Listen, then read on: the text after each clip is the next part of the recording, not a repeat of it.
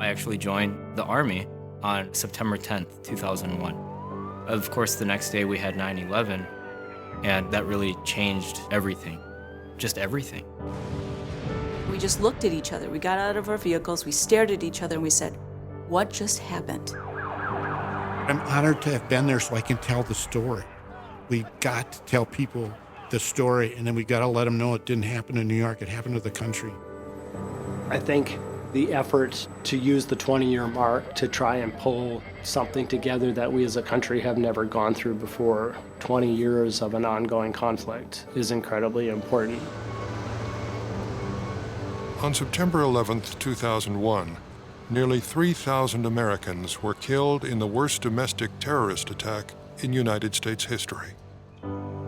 Minnesotans found themselves on the front line the morning of 9/11 and in the military campaigns that followed. 20 years after 9/11, the Minnesota Military and Veterans Museum set out to document the stories of service members. Museum Director Randall Dietrich sat down with former CENTCOM Commander Joseph Votel to reflect on 9/11 and the response of fellow Minnesotans on that fateful morning. General Votel served as the commander of U.S. Special Operations Command, and then as the head of Central Command, which has military responsibility for the areas where U.S. forces deployed in the years after 9/11. As we are in the 20th anniversary year of 9/11, I think it's a really important time to reflect back on what the nation has been through and what our citizens have been through, and in particular what our citizens who serve in uniform have been through. I'm very anxious to talk about it and help inform Americans about what this whole period has been about. Well, as a fellow Minnesotan, thank you. We appreciate you being on our team and joining this cause of collecting these stories before it gets any later. 9/11 is an event unlike anything in American history. How does a U.S. soldier experience 9/11? How did you experience it? So I had taken over command of the Army's Ranger Regiment just about a month or so before 9/11. And I was actually in my office that day, kind of getting ready for the day, and it was going to be a day in the headquarters. And about 8:45, my secretary knocked on the door and said, "Hey, are you watching what's happening on TV?"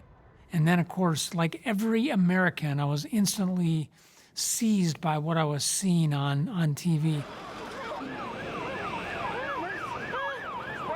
When you first looked at what was happening on TV, I think some of the initial reports are, obviously a plane flew into this building. You think, how does this happen? How does an airliner get off so far off track that it crashes into one of these? And then you get into the realization that this is very deliberate here. And to be a bit nostalgic, I'm sure this is kind of the way Americans felt on the 7th of December, 1941, when America was attacked by Japan at the start of at least our participation in World War II. It was a seminal moment. And while I had this sense that we were going to do something, there was going to be a response, this was going to be big, at the time I didn't think I would be sitting 20 years in the future talking about this. It's a moment in history, and as horrible as it is, I'm very glad that I was in a position to be someplace where we could help our nation respond to that and help lead our soldiers. In all, 19 terrorists hijacked 4 passenger planes, then crashed them into symbolic landmarks as events unfolded on live television. The attack originated on the East Coast, with the 4 flights targeting New York and Washington, D.C. 3 flights hit their intended target, but 1 crashed in rural Pennsylvania as passengers fought with the hijackers to regain control of the jetliner. My name is Scott Wallace. I'm a survivor of the 9/11 attack. I was on the 63rd floor of the North Tower. The first tower hit. I grew up in St. Paul. I grew up on the east side of St. Paul, near Hillcrest Shopping Center off White Bear Avenue. How was your day? My high school sweetheart is my wife of 47 years, I believe now. We have 3 children, a couple grandkids. And then I ended up working for Deloitte Consulting, was where I was at the time. It was a pretty heavy travel job, and this trip was a very big opportunity for us with the New York, New Jersey Port Authority. So we went out there on Monday morning. to prepare. So we spent the day in our offices, which were across the street from the World Trade Center. And then the next morning, we arrived at the tower early. You check in on the ground floor, and you get a badge, and it's got your picture on it and what floor you're going to. And all of the guys that I was with had met with the Port Authority before, said they were up in 93, because we were meeting with finance, and they're up in the 93rd floor. And when we checked in, they said, well, you're on 63 today. And I said, and all the guys I remember talking about, they said 63, and they said, well, that's procurement floor. You got to go up because it's a procurement for this big project. We were in a conference room right off the elevator bank. We got everything set up, so we were just waiting. And I said, well, I'm going to go down the hall because I want to see the Statue of Liberty. And so I walked up and down a little bit and realized I couldn't see it, so I was walking back from the windows when the plane struck the building.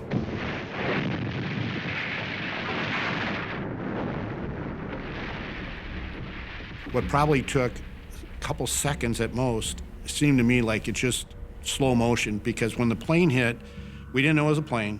We just knew it was a really tremendously loud, explosive sound above us, and the tower tipped quite a ways. I mean, I remember stumbling towards the one wall and then stumbling towards the other when it righted itself. And all of us were kind of in shock at that point, and I could see down the hall to the other windows on the east side of the building, and all the debris flying by the windows, and everybody from that side of the building running towards me. The plane hit around 89 to 91 was where the plane went into the tower, and everybody above impact in the north tower didn't get out.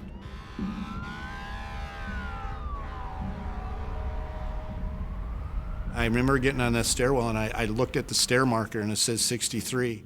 And I thought, oh man, we have a long way to go down. And I thought, I remember praying to myself, just say, Lord, give me the strength to just stay calm and get down and get out of here. I am Chief Master Sergeant Jeffrey Rosenthal, and I live in Lakeville, Minnesota, a member of the 133rd Airlift Wing in Minneapolis. A C-130 is a 4-engine turboprop airplane. It's a transport airplane. That's the workhorse we fly. On that particular day, we were in airplane 96006. And of course, that's the airplane we were in during 9/11. We are like the military version of Uber, you know. Different services and agencies will call us when they need a cargo transport or personnel transported. To set the stage properly, you have to understand we took off at approximately 9:30 from Andrews Air Force Base with the intention of flying back to Minneapolis. And we had no idea at that time that the Twin Towers had been hit by aircraft. And the reason being is we had left the terminal and we were in the transport, out to the airplane, in the airplane, started the airplane, taxied out, and that is when it occurred. And because it took air traffic control a little bit of time to digest everything and for things to unfold, as it does, we took off and nobody knew. Coincidentally, as we turned northwest towards the Potomac River out of Andrews, and then north on the Potomac River towards Reagan National Airport, our first inkling of something that went wrong occurred then when we were notified by ATC if we could get on a certain vector and fly towards an unknown aircraft, flying erratically. They know that there is an aircraft very close to restricted space, Capitol, the White House, that they can't talk to, they can't identify, they have no idea what's going on, but they know they have an aircraft that's traveling at 400 knots and is presumably heading straight towards Washington. This is in the span of seconds, really, because by the time you're approaching Reagan, by the time you're over Reagan, you're right on top of the Pentagon. They said, can you see this aircraft? At that very moment, the aircraft went through our windscreen from left to right, Flight 77, and dived right into the Pentagon. Yeah, went in the Pentagon. Looks like it went in the Pentagon. That aircraft crashed into the Pentagon, sir. Understand you still want to go for 06 descend to 2000, sir. Go for 06, you can maintain